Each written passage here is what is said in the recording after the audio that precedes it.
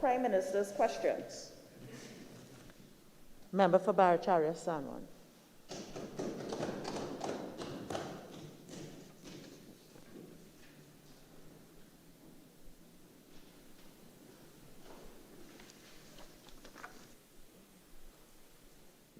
Question number 1 to the Honourable Prime Minister. Is the Prime Minister concerned that less than 30% of the nation's students are able to log on to the Ministry of Education online teaching platform? Madam Speaker, I have no understanding of the basis for the 30%, except that it's an exaggeration when compared with the information available at the Ministry of Education. The information from the Ministry of Education indicates, Madam Speaker, that 90% of the students, in fact all students who have access to a cell phone, would be able to access the platform. And we do acknowledge, Madam Speaker, that the 10% that wouldn't have access to the platform and where there were difficulties were largely around the access to internet services. Madam Speaker, so therefore to say that less than 30% can access the program is grossly misleading and inaccurate.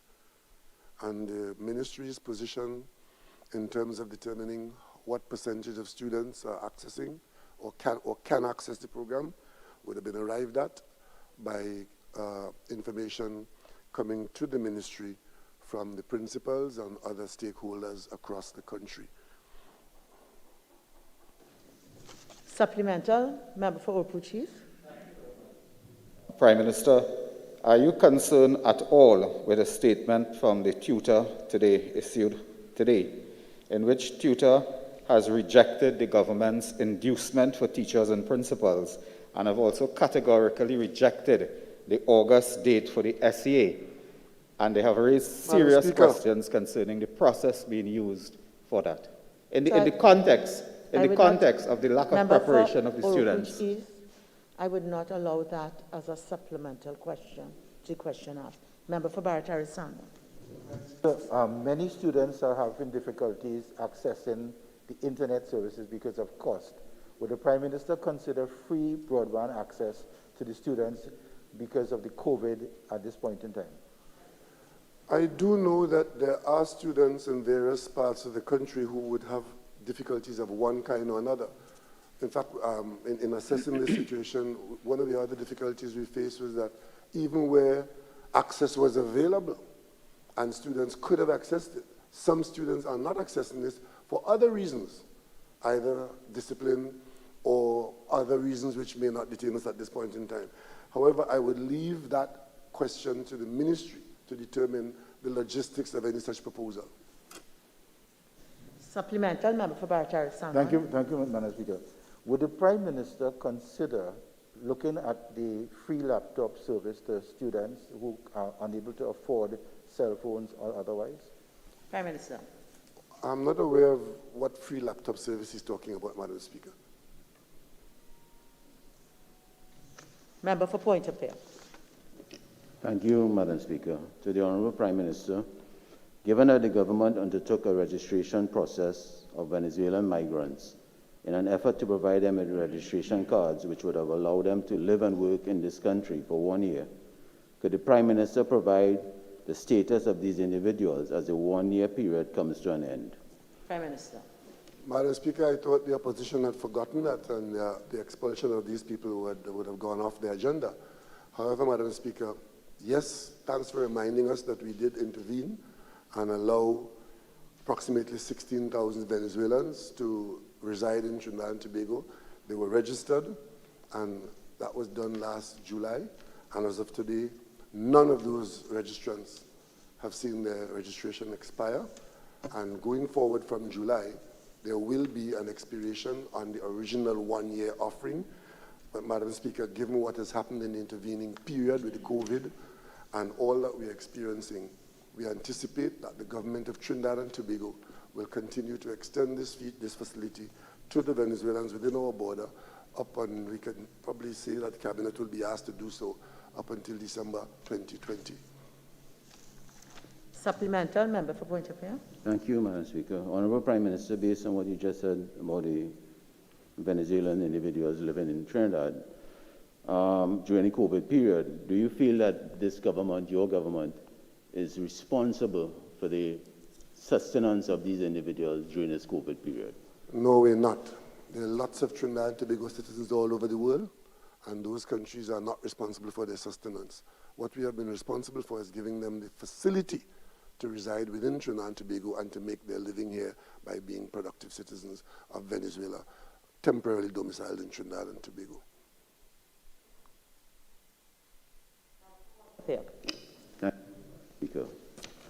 To the Honourable Prime Minister, given the statements of the Minister of Finance that, and I quote, it is likely possible that there may be an election before the end of this fiscal year by September 30th at the Standing Finance Committee on Wednesday, June 10, 2020, would the Prime Minister state the specific election date? Madam Speaker, I'm very happy to notice that my friend is paying attention to the Finance Committee meeting. I have given a lot of information on this matter, Madam Speaker, and the information remains valid, and that is, in Trinidad and Tobago, elections will be called when they're due. It is not this government's intention to not call elections when elections are due. And I have assisted my friends before, and I can assist him further. The election in Trinidad and Tobago will be called no later than December 23rd, 2020, as per the Constitution of Trinidad and Tobago. Member for Barataria-Sandwich. Thank you, Madam Speaker. Question number 4 to the Honourable Prime Minister. Is the Prime Minister aware that the construction site preparation and start of the foundation for the Rima Hospital began in late 2014? Madam Speaker, I am not aware of that. What I'm aware of is that the people of Arima are very nervous that there's somebody trying to thief their hospital. Madam Speaker, the people of Arima have just received a spanking new hospital built by the government of Trinidad. And this matter about who owns it and who built it, the record will show, Madam Speaker, if you look at the question, it speaks specifically to construction site preparation, meaning cut some grass, move some old wood, and get ready for construction. Madam Speaker, the facts are as follows, that not 2014, June 2015, and I may assist my colleague, under the last government, that was the commencement date of this project, June 2015. What happened was that functionaries of the last government went to the site with a large picture, held both sides of the picture, took a picture of the architectural drawings and spoke about a hospital. The designs of that hospital was substantially completed in January 2016. The government changed in September 2015. The construction started in March 2016. The topping off ceremony for that project, for that hospital, took place September 2017. Madam Speaker, the construction continued apace, and when the COVID hit us, the hospital was substantially complete, allowing the Ministry of Health to use the 3rd and 4th floors of the building as part of our COVID-19 preparation. The construction then was completed by the contractor and handed over to UDCOT on June 4th, 2020. And UDCOT handed it over to the ministry, and the formal opening of that hospital took place on June 9th, 2020. Madam Speaker, the hospital, the last government... Your time is up. Supplemental? Yeah. Member for Barataria-Sandwich. Prime Minister, can you indicate to this House, if you can, that how long does it take to start a project in this country? Yeah. It's a supplemental question.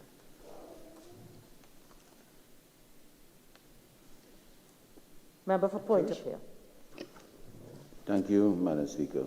To the Honourable Prime Minister, Given the public response by the President of Trinidad and Tobago Unified Teachers Association, tutor, that the association would have preferred to have the SAA examinations held in October to allow students to reclimatize and guarantee their readiness, could the Prime Minister state if the government would consider tutors' proposal in the best interest of students and fiscal sustainability? Prime Minister. Madam Speaker, this matter is one that concerns a lot of stakeholders, of which tutor is but one. We have parents, we have the denominational bodies, we have the students, and we have the wider national community. Specific to tutor and consultations, what the ministry has done is to canvass the opinion of all those who are involved in having a say, of which tutor is the main one. The position arrived at is that there were two competing positions. One, which is to have the exams as early as possible, and the parents and students prefer that option. The other was tutor's option, which is to have the exam in October. Madam Speaker, if the elections, keep saying elections, if the examinations are held in October, as tutor is suggesting, it would mean that the first term of the year 2021 would be lost, because if the exam is held in October, it means that the 2-month period going forward would ensure that no placement of students could take place in what should be the first term. Those persons, like mainly parents and all those advocating on the students' part, are saying that if we hold the exams in August, and the date of August 20th is looked at, then it is possible to get the exams done and to, with minimal loss of time and disruption, get the students placed and save a substantial portion of the first term. To not do that is to lose the first term when there's an option to try and save it. And that's where the difference is, Madam Speaker. So the government is prepared to listen, and we have been listening and consulting. But at the end of the day, a decision has to be made. What should be confronting us now is whether tutor would cooperate with the rest of the country to ensure that our students' interests come first. Supplemental, member for Point of Fair. Thank you, Madam Speaker. To the Honourable Prime Minister, based on what you just said, with the first term, if the exam is held in August, as you just stated, what time would the first term restart, given normally first term starts in September? Madam Speaker, my understanding is that if the exams are held on the 20th of August, the vast majority of the school-age population would not be affected and would return to school with some semblance of normalcy. Those students who are affected by the exam and to be influenced by the outcome of the exam, a matter of a number of weeks, 6 to 8 weeks, 6 weeks, they will be disadvantaged for only 6 weeks, and then the placement will be done, and they will start their first term a little late, but the rest of the school year would have been saved for the other students. Supplemental, member for Point of Fair. Thank you, Madam Speaker. Prime Minister, do you feel it is prudent to spend $20 million to assist in the 1 month of assisting the students preparing for that August exam, as you just stated? Madam Speaker, if that is what it takes to get the students into school, yes, it is prudent. People have stolen much more money than that, and we're not interested in this country. The money that is being spent, Madam Speaker, for people to be paid to work during their vacation is their money. The money that the government of Trinidad and Tobago spends is the money of the people of Trinidad and Tobago. And if they have to spend it on the teachers to get the students into school, that is prudently spent, and this government makes no apology for that. For Point of Fair.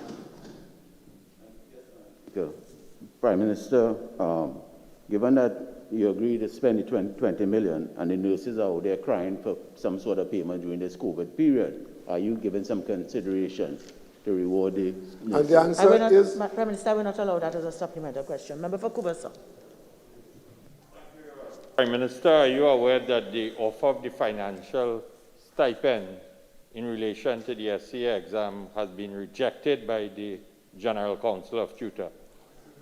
Well, Madam Speaker, I hope that is not so, because if that is so, then what are our teachers telling us? That they are not prepared to work in the vacation, even if they're going to be paid to work in the vacation, even if that is the only way that we can save the first term of the year. That is what they will be saying, Madam Speaker. And if that is what prevails, then the parents and children should know that.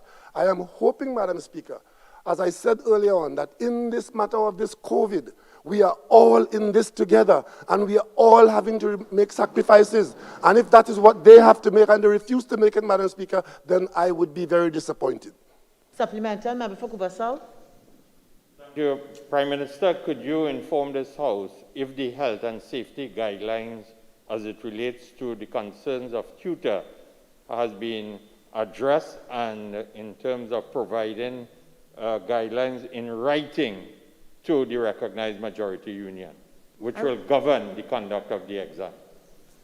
Madam Speaker, an exam that is supposed to take place on August 20th, it is now mid-June.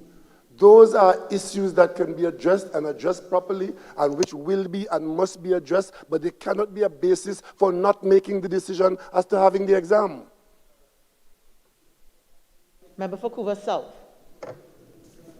Question number 6. Thank you very much, Madam Speaker. Prime Minister, in light of the refusal of the Attorney General on Wednesday, the 3rd of June 2020, to release all legal opinions in relation to the Interception of Communications Amendment Bill 2020, is the Prime Minister willing to direct the Attorney General to do so in the public's interest and transparency?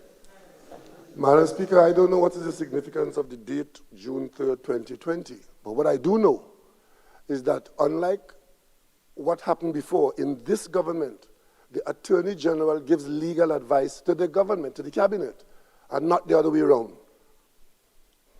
Supplemental, member for Cuba South. Could the Prime Minister inform this House how many legal opinions was received by the Attorney General in relation to this particular legislation? Prime Minister. Madam Speaker, I would like to repeat this answer. In the government of Trinidad and Tobago, the Attorney General advises the Cabinet on matters of law. The Cabinet does not advise the Attorney General on matters of law. Whether it is 1 or 25 opinions, that is the position of policy in this government. And if you file by notice how many pieces of advice he got, the Attorney General would be able to answer you in the appropriate way at the appropriate time. Just file by notice. Supplemental, member for Cuba South. The cost of the legal opinion that was received by from Senior Counsel Fayad Hussein on this particular issue? Not allow that as a supplemental question. Member for Cuba North. Madam Speaker, to the Honourable Prime Minister, given statements reported in the media on the Tobago Self-Government Bill 2018 attributed to the Prime Minister, could the Prime Minister inform the House if this bill will be placed on the government's legislative agenda prior to the dissolution of the Parliament in September? Prime Minister. Madam Speaker, this is the most amazing question. And I too, like my colleague from Cuba North, I'm a little taken aback by the article written by my schoolmate, Winfred James. But I'm also even more amazed that a member of Parliament could be asking me in this House about a bill that is on the agenda, whether it's part of the government's legislative agenda. If it was not part of the government's legislative agenda, how did it get to the Parliament and get to a Joint Select Committee of Parliament which is functioning? The Joint Select Committee of Parliament on this matter is functioning. I have seen it said in that article by my colleague Winfred James that I have said that the matter will be withdrawn by me. I have said no such thing. And therefore, Madam Speaker, for a member of parliament to come here and ask me about the government's agenda until September, it is because it is on the government's agenda why it is in this parliament, and I'll go further. It is because the party I lead is the only party at convention that has committed itself to further internal self-government for Tobago. We are the only party at convention that put the issue by resolution and said and did what we have done to bring it to a joint select committee of parliament, which is now under process. So I don't know where that question is coming from kindergarten in the parliament. Member for Kuban North. Oh, Madam Speaker, the Prime Minister is very sensitive over this. Prime Minister, you said, Prime Minister... Members, can we have some order, please? Prime Minister, referring to your statement in that article, on that article, you said you didn't have the requirement to pass that bill. Are you in a position to say that when this bill is brought to the Parliament for the second reading, that you are prepared to remove the special majority requirement to give Tobago self-government? Prime Minister. Madam Speaker, this is getting more ridiculous by the minute. It's a statement of fact. 23 votes in this parliament cannot change the constitution in that way. And as a member of the committee, the member has a responsibility to stop confusing the public. She is a member of that member from Kuban, Madam Speaker, is on the committee. Everybody knows how many seats the government has in the parliament. It would require a majority larger than what this government has in the parliament. So to ask me today whether I will do this, I will do that, Madam Speaker, I plead your assistance. Is there anticipation here? Member for Naparima. In the light of warnings by a senior U.S. envoy at Wednesday's AmCham annual general meeting that Trinidad and Tobago businesses should not trade with Venezuela, is this country still standing by its position that it is not bound by sanctions imposed by the Rio Treaty? Prime Minister. Madam Speaker, notwithstanding the best efforts of my colleagues on the other side to create disturbance between Trinidad and Tobago and the United States, I would go as far as to say I don't know that it took a meeting at AmCham for Trinidad and Tobago's businesses to know that they don't trade with Venezuela. And that has not been happening, notwithstanding the efforts of the opposition to tell the world the vast untruth that we had traded fuel to Venezuela. But furthermore, let me clarify finally, Trinidad and Tobago does not recognize Juan Guaido as the president of Venezuela, nor his appointees as representing the government of Venezuela. Trinidad and Tobago acknowledges under the UN Charter that the sitting government of Venezuela is the Maduro government. And whenever any agency like the OAS or anybody else allow Guaido representatives to participate in decisions, those decisions are queried by Trinidad and Tobago, and we reserve our position on that. And that is punto final. Could withdraw, and if we don't, we must abide by the sanctions. Do you intend to withdraw from the Rio Treaty? Madam Speaker, these parliamentarians are coming here and telling me the United States say. Madam Speaker, is that how they make policy for Trinidad and Tobago? The United States say? I would have thought he'll get up here and say, Trinidad and Tobago has said what I have just said. We took a position which is our right not to acknowledge Guaido as the president of Venezuela, and you coming here and telling me the United States say? Madam Speaker, I wish my colleagues on the other side would stop undermining the foreign policy of Trinidad and Tobago. There was a time in an earlier era when people in Parliament would have been put to the sword for that. Supplemental, member for... Okay, I give way. I give way to her.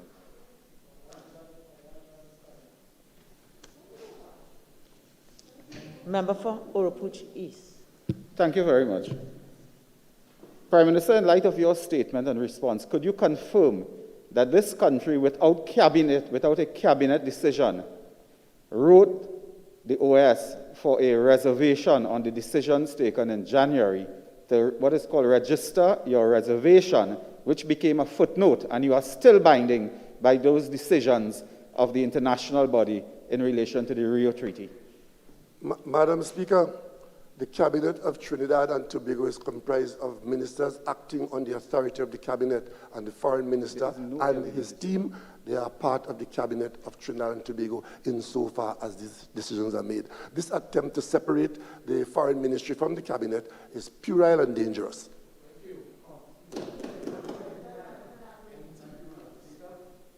Prime Minister, is it in Trinidad and Tobago's best interest for there to be policy dissonance between our official position on sanctions, that of our largest trading partner on the second hand, and that of the advice given to local businesses by a senior U.S. envoy? Madam Speaker, are you hearing my colleague from Naparima? Madam Speaker, a position taken by Trinidad and Tobago in the well-considered and civilly put forward position of our foreign policy is here being attacked by members of the House of Parliament on the grounds that another country has an issue with it. Madam Speaker, Trinidad and Tobago is a responsible country, acting responsibly, and notwithstanding the best effort of the opposition, we maintain our best relations with the United States of America.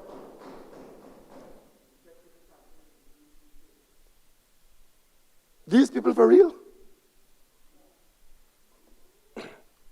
Supplemental member for Honourable Cheese. Prime Minister, are you aware that the position you are articulating is in contradiction with the Venezuelan constitution itself, and you are undermining the national interests of Trinidad and Tobago? Here we have it. Prime Minister. Here we have it. I'm not allowing that as a supplemental question. It's out of order. Member for Naparima. Have you, as Prime Minister, taken steps to advise government ministries and state agencies that they should not do business with Venezuela? And if they do, they should seek your prior approval. Madam Speaker, I have done no such thing because it's not necessary. Up until the attempt by the United National Congress to tell the Americans that we had sold fuel to Venezuela, there was absolutely no issue, and there still is no issue because that lie has not succeeded. Member for Couva South. Thank you very much, Madam Speaker. Prime Minister, in light of the COVID-19, could the Prime Minister inform this House what decision has the government arrived at in regard to the seasonal agricultural program in Canada under a long-standing arrangement existing for several decades? Madam Speaker, this is called the Rip Van Winkle question. The Minister of National Security at a public press conference to the world 2 or 3 days ago, Wednesday, answered this question in its totality. And the answer was that, yes, we have come to a position after long consideration. We have been in consultation with our CARICOM partners. We have harmonized our position with Jamaica.